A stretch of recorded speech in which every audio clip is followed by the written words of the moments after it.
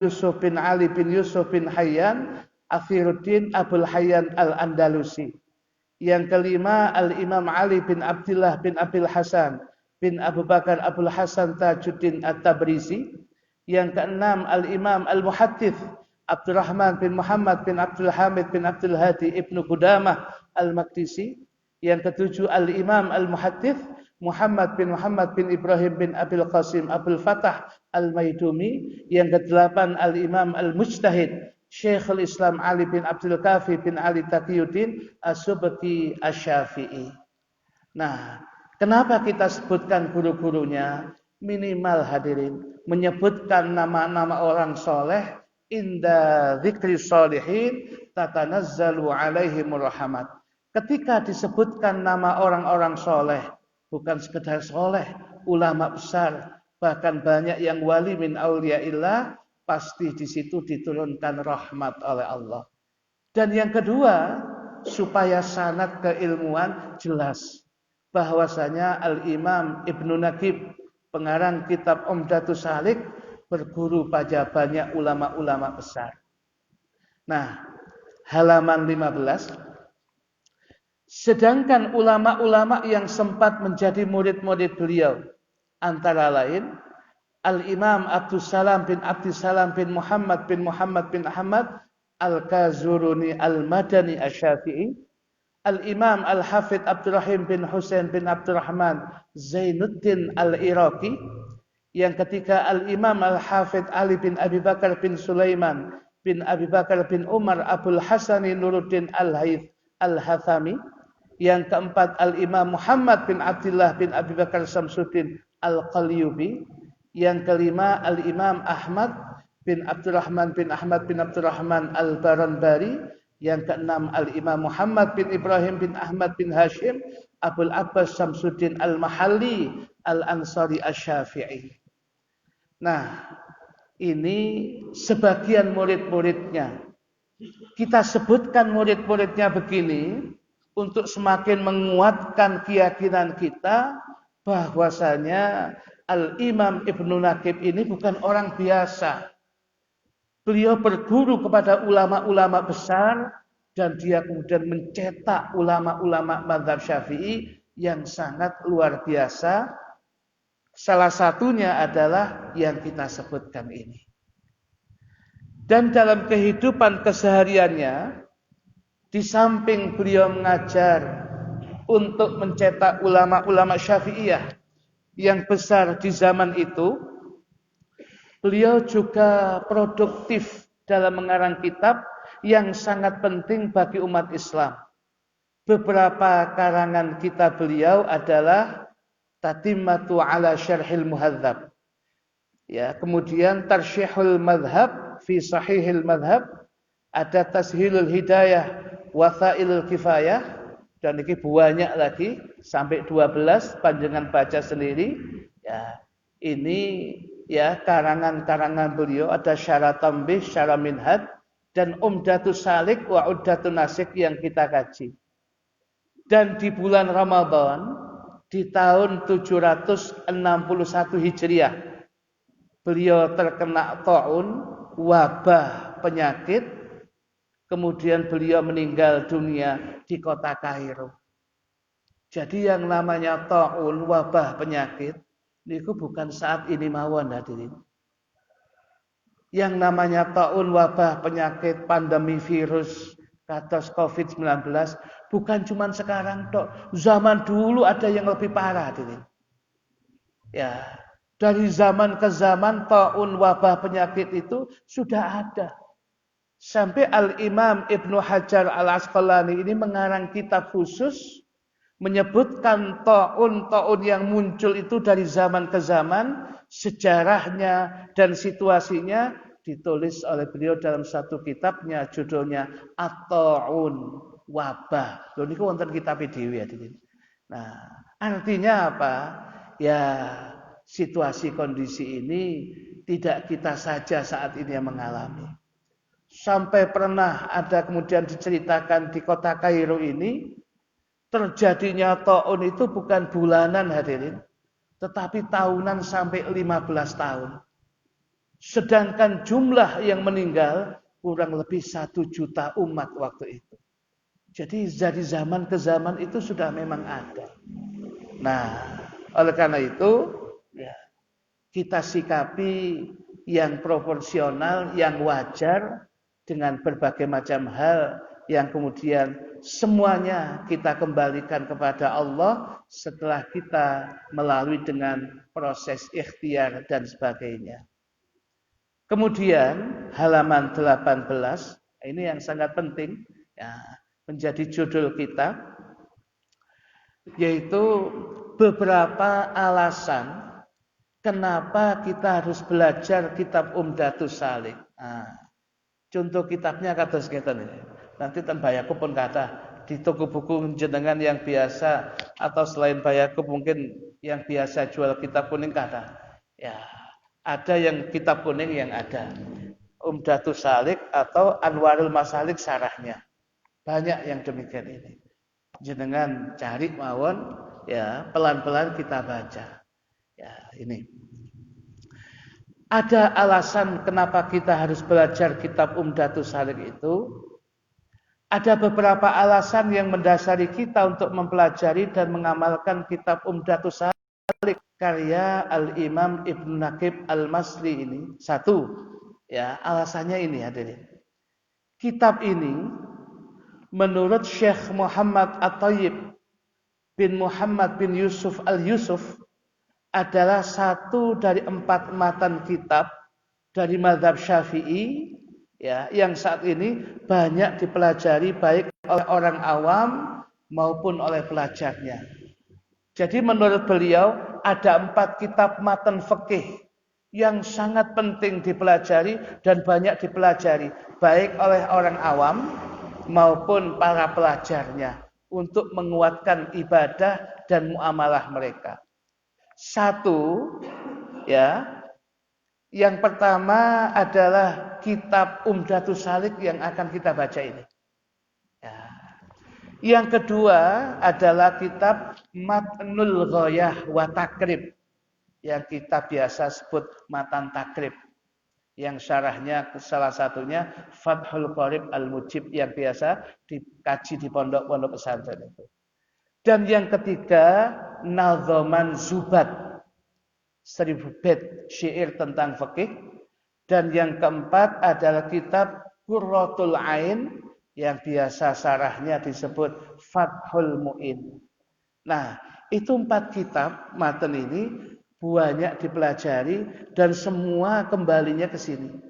Sehingga baik di pesantren, di majelis taklim, di pondok-pondok, salah satu dari 4 ini mesti dikaji ya ini. Nah, ini. Kemudian itu alasan yang pertama. Alasan yang kedua kenapa kita memilih kitab Umdatus Salik? Kitab Umdatus Salik ini membahas secara lengkap fikih di dalam mazhab Imam Syafi'i yang biasanya terbagi menjadi 4 bagian. Jadi fikih dalam mazhab Syafi'i ini oleh ulama Syafi'iyah dibagi menjadi 4 tadi. Mulai dari kitabut Thaharah, kitab tentang bersuci, itu sampai kitabul Hajj, bab tentang haji, itu dijadikan 4, lah dibagi 4/4 itu bahasa Arabnya rubuk hadirin, 1/4. Mulai dari kitab Thaharah bersuci sampai bab haji itu 1 rubuk, 1/4 bahasan fikih, namanya rubu'ul ibadat. Selama ini mungkin kalau kita mengkaji kitab Safinatun Najah, itu yang kita bahas masih 1/4 tadi. Itu pun enggak sampai 1/4. Karena kitab Safinatun Najah tidak membahas tentang haji. Tentang puasa pun itu ditambahkan oleh Syekh Nawawi Al-Mantani dalam Kasyifatus Sajanya. Jadi yang selama ini kita pelajari itu masih yang 1/4. Biasanya 3/4 pun nggak sempat tadi dipelajari.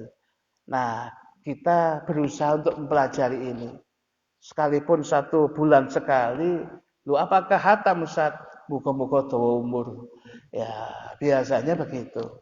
Sebab pernah setelah hatam satu kitab di pengajian Al-Maghfurlah Al-Habib As-Said Al-Walidrus itu, ya, setelah selesai ngaji kitab Sofatul Tafasir Syekh Ali As-Sabuni 3 juz, Ustaz Ali kemudian mari kita ngaji kepada kiai-kiai itu, mari kita ngaji kitab tafsir Qurtubi ini. Padahal niku 20 juz ini.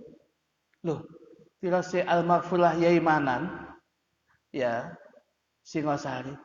Ustaz, kalau 20 juz lah kapan hatami? Lho mboten ngoten iki, cek dawa umure. Jadi dedelok si akhirnya iki durung mari-mari. Iki sik pirang juz ya Allah, minta dipanjangkan usia. Ya, akhirnya begitu adik. Gak mari-mari kan dijaluk didawakan umurnya dia. Ya, niki. Biasane ngoten. Ya, enggak tahu kalau biasa pengajian kok gak mari-mari ya, umpamane mikir umpamane ngoten. Nah, jadi dengan cara ini kita mensiasati kemudian supaya dipanjangkan usia kita oleh Allah itu. Nah, jadi yang selama ini kita pelajari itu masih seperempat tadi, namanya rubu'ul ibadah. Kemudian lagi ada rubuk seperempat yang kedua, namanya rubu'ul muamalat. Di situ ada jual beli, pesan memesan, bab salam, kemudian bagaimana orang kemudian memberikan upah kepada orang lain menggunakan jasa, menggunakan tenaga, kemudian menyewa, itu semua ada di dalam rubu'ul muamalat. Dan ini harus dipelajari supaya orang tidak terjerumus di dalam akhdhu amwalil ghair atau aklu amwalil ghair, jangan sampai kemudian dia memakan harta orang lain atau mengambil harta orang lain dengan cara yang tidak sah. Ini penting dipelajari. Setelah rubu'ul muamalat itu berarti sudah 2 rubuk. Rubuk yang ketiga, seperempat yang ketiga namanya rubu'ul munakahat. Tentang pernikahan. Kemudian bagaimana proses pernikahan yang benar, syarat-syaratnya apa, syaratnya zauj suami itu apa, wali itu nanti terbagi menjadi berapa, ada mujbir, ada ghair mujbir. Nanti dalam proses ini di dalam bab nafkah, setelah itu ada nafkah, apa yang harus dilakukan. Oh, ini semuanya ada di rubu'ul munakahat dan itu penting hadirin. Ya, kadang-kadang di antara kita ya sudah kemudian berumah tangga, ya kadang-kadang kemudian memberikan nafkah niku kepada istri kadang-kadang sak keneke. Padahal memberikan nafkah kepada istri itu adalah merupakan sedekah yang paling afdol, sedekah yang paling utama adalah kita memberikan nafkah kepada istri. Ada bagian-bagian fikihnya. Itu nanti kita bahas juga itu. Kadang-kadang kan boten orang itu lek sedekah kepada koncone entek-entekan nang bojone hitung-hitungan hadirin. Ah, ini sing kula ceritaken ten kampung kula hadirin Bandulan. Ya, leten mriki insyaallah padha wae hadirin. Ya niki. Nah, niki. Jadi kemudian dengan koncone Mas wis gawian gak apa-apa. Konco masalah duit gak apa-apa. Tapi ambil bojone, waduh, niki hitung-hitungan temenan. Kemudian lebih 1000 ditakokno, mang lebih 1000 lho ya blonjone. Jadi menit tak kurangi 1000 lho, sampe ngoten iki. Nggih ya, Bu, ngoten Bu. Bu. Oh, ternyata nggih jelas Ibu. Ya, nggih. Niki berkaitan dengan rubuk yang ketiga munakat. Yang keempat, penutup dari segalanya ini adalah rubu'ul jinayat. Ditaruh di belakang sebab jarang dilakukan orang, tapi bisa jadi ada yang melakukan. Jinayat itu kriminalitas. Jinayat itu kriminalitas. Tidak biasa dilakukan orang, tapi bisa jadi ada yang melakukan itu. Lah, bagaimana hukumnya? Ya, di situ namanya rubu'ul jinayat itu. Loh, fikih kita ini lengkap hadirin. Lengkap, bahasan fikih kita lengkap. Sing ngaji gak pati lengkap. Nah, niki ya, yang ngaji itu tidak sampai ke sini itu. Tetapi kalau kemudian kita mengkaji, ada semuanya hadirin yang demikian itu. Nah, Ini jadi kitab Umdatus Salik yang kemudian kita pelajari itu, kalau kita sudah ngaji kitab Umdatus Salik ini, jadi seakan-akan kalau kita mempelajari kitab Umdatus Salik ini, berarti kita telah mempelajari fikih mazhab Imam Syafi'i dari A sampai Z alias seluruhnya. Jadi semuanya seakan-akan sudah kita pelajari. Yang ketiga, alasan kita ngaji kitab Umdatus Salik.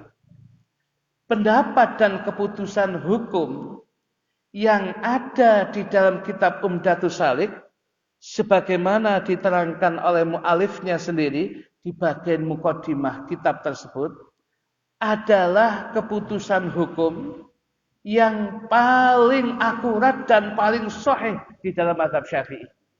Jadi yang ditampilkan dalam kitab Umdatus Salik itu yang paling sahih, yang paling tepat di dalam mazhab Syafi'i. Sebab itu semuanya adalah keputusan bersama yang disepakati oleh Imam Nawawi dan Imam Rafi'i. Yang keduanya oleh ulama Syafi'iyah disebut dengan julukan mujtahid fatwa.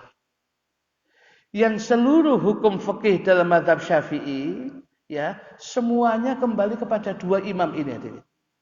Jadi segalanya. Makanya Nahdlatul Ulama di dalam muktamarnya yang pertama, kalau kita membuka kitab Ahkamul Fuqaha, keputusan hukum-hukum di dalam fatwa ulama Nahdlatul Ulama itu, nanti akan kita dapati keputusan ulama-ulama zaman itu ya, nomor 1 apa yang harus kita jadikan. Ini saya tulis hadirin. Ya, muktamar yang pertama itu ada ungkapan pertanyaan begini. Malladzi yajuzul ifta'u bihi minal aqwal al-mukhtalafah atau al-mukhtalifah bainal ulama'i syafi'iyah. Pertanyaannya, soalnya, pendapat siapakah yang dapat atau boleh dipergunakan untuk berfatwa di antara pendapat-pendapat yang berbeda dari ulama Syafi'iyah? Dijawab oleh kiai-kiai yang bermuktamar itu, jawabannya huwa mattafaqa alaihi syaikhani fama jazama alaihi Nawawi, ya.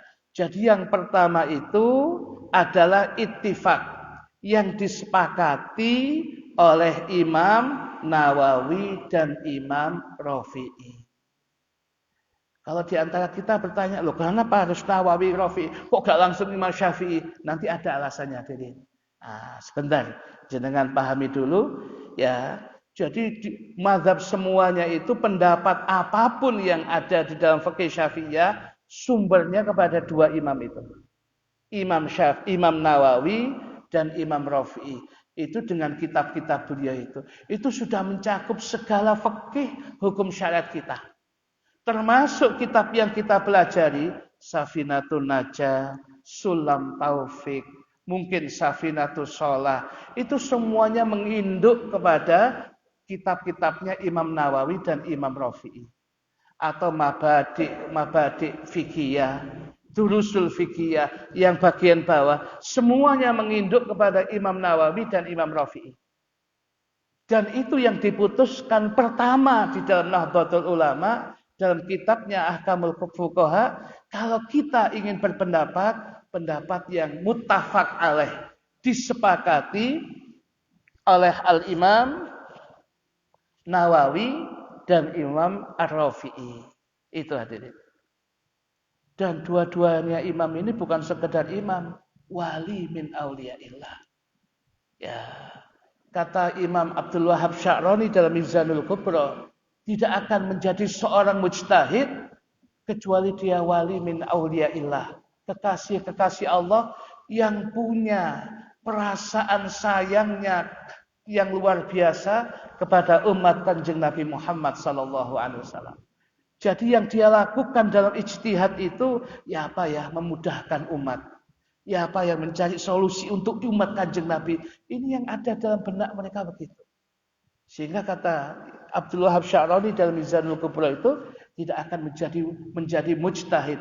baik mujtahid mutlak seperti Imam Syafi'i atau yang di bawahnya mujtahid fatwa seperti Nawawi, Imam Rafi'i ini, kecuali wali min auliyaillah, kekasih Allah Subhanahu wa taala.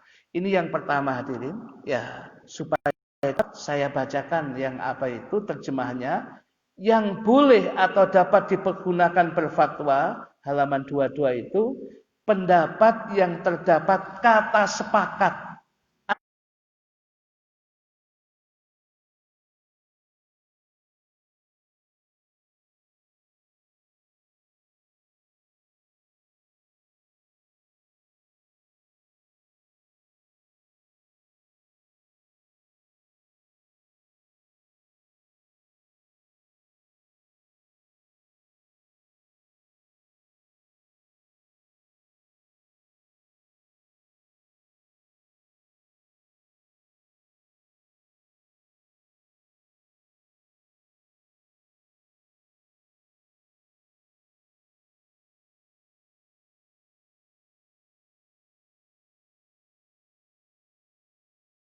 hati. Loh, itu sudah ada keputusannya di NU itu, ya, di dalam Ahkamul Fuqaha, kemudian diterjemahkan solusi hukum Islam, itu ada keputusan, dan itu keputusan yang pertama. Tanya, kenapa yang dipilih adalah pendapat Imam Nawawi dan Imam Rafi'i? Maka jawabannya adalah menurut Al-Allamah Al-Habib Syekh bin Ahmad Al-Musawah dalam kitabnya, dari kitab Minhajut Talibin Imam Nawawi, semua kitab-kitab itu rujukan Syafi'iyah mengacu kepada itu. Mulai Safinatun Najah, ya, Sulamut Taufik, Safinatus Shalah, atau kitab-kitab yang lain, semuanya merujuk kepada Minhajut Talibin itu.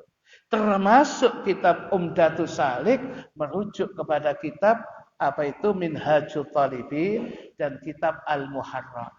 Pokoknya dilihat oleh Imam Nawawi dan Imam Rafi'i, isi dari kitab apa itu kitab Umdatus Salik adalah seperti itu.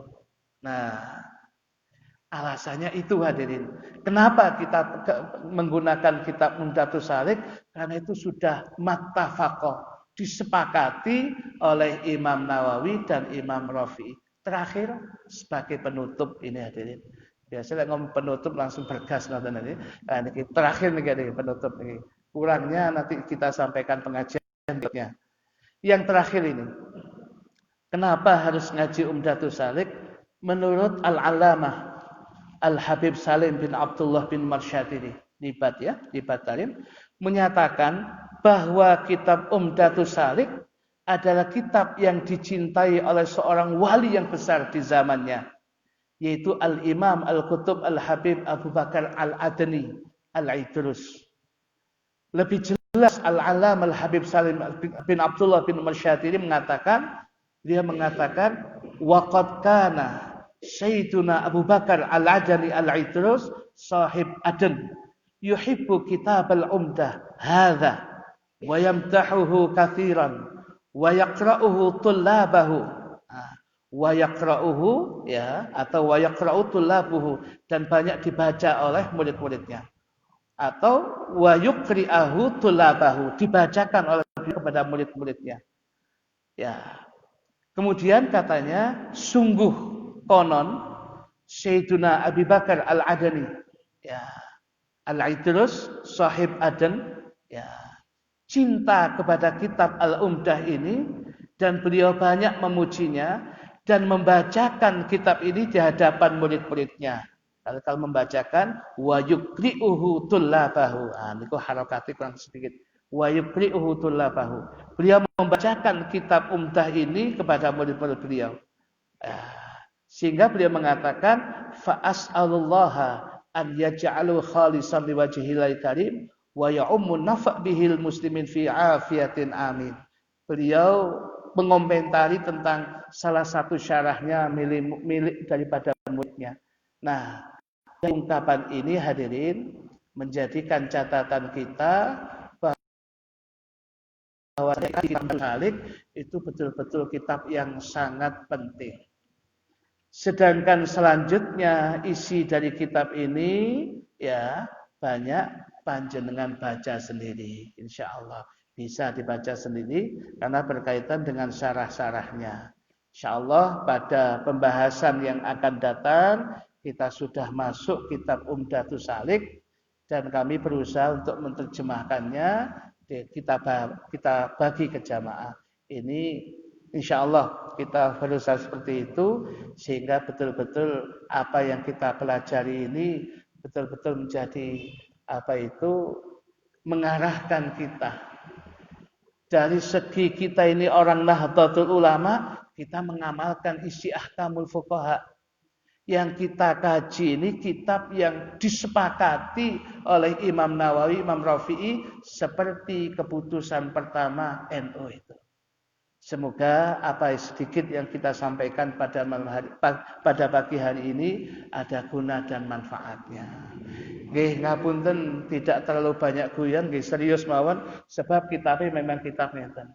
Mboten ngantuk insyaallah mboten. Pelan-pelan mawon.